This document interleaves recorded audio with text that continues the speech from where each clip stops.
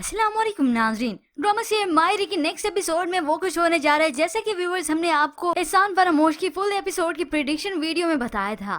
फलक जो कि नवार की खुशियों से पहले से जलती थी और अब भी जलती है।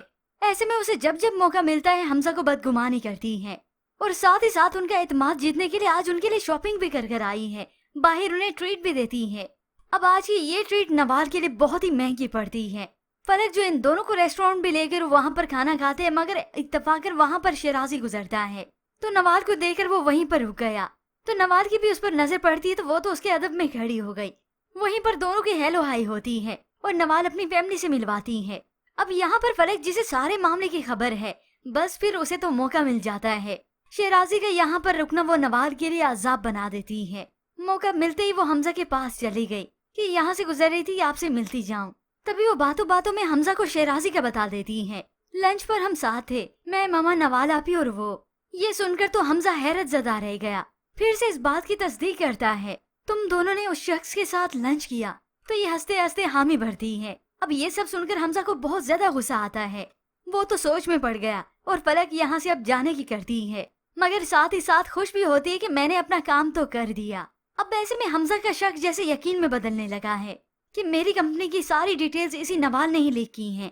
वही नहीं चाहती थी कि टेंडर मुझे मिले, जबकि दूसरी जानिब ये शेराजी मुसलसल हमजा को मात दे रहा है। अब ये सब कुछ तो हमजा ही सह रहा है, किसी को कोई खबर नहीं।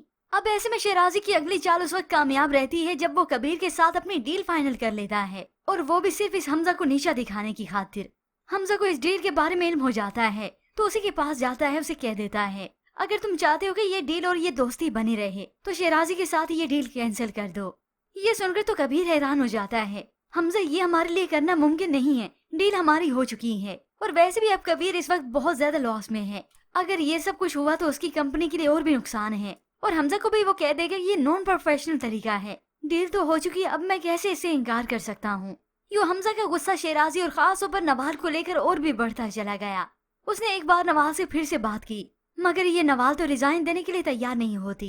अब ऐसे में हमजा को बहुत ज्यादा अफसोस होता है।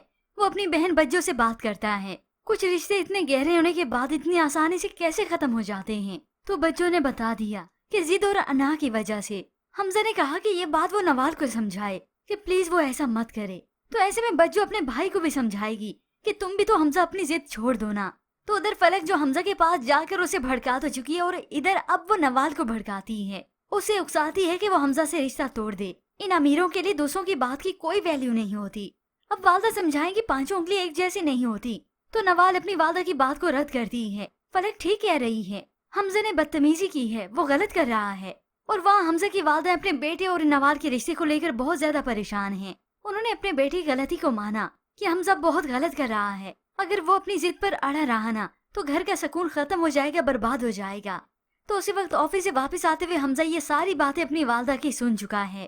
अब ऐसे ही नवाल और हमजा के बीच में कशीदगियां बढ़ती चली गईं। उसके रवैये से तो ये लगता है मुझसे ज्यादा इम्पोर्टेंट तो उसके लिए ऑफिस के लोग हैं, और यहाँ पर हमजा ये गलती कर रहा है, अपनी जिद पर तो वाकई अड़ा है, मगर उसे हुक्मरानी करने की भी आदत है।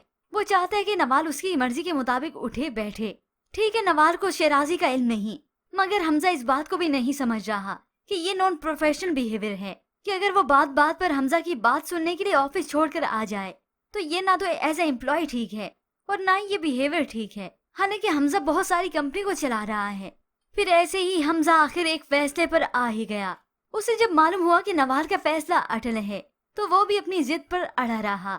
अपनी बहन बज्जो से कह दिया कि मैं ये शादी नहीं कर सकता। ये सुनकर बज्जो हैरान हो जाती है, हमजा हम लोगों को क्या कहेंगे, और शादी कैंसिल करना छोटी सी बात नहीं है, दो खानदानों की बदनामी है। मगर हमजा फैसला कर चुका है कि वो ये शादी नहीं करेगा, कि जो मेरी बीवी बनने जा रही वो मेरी बात नहीं सुन रही, तो बाद में मैं ये रवैया भला कैसे बर्दाश्त कर सकता हूँ। और तभी हमजा और नवाल का ये रिश्ता खत्म हो जाता है। उधर नवाल का रो रो कर बुरा हाल होता है। वालदा उसे तसल्ली देती हैं, मगर वहाँ पर जल्दी में तेल छिड़कने का काम जो कि इस फलक ने किया और बदगुमानियां बढ़ाती चली गई।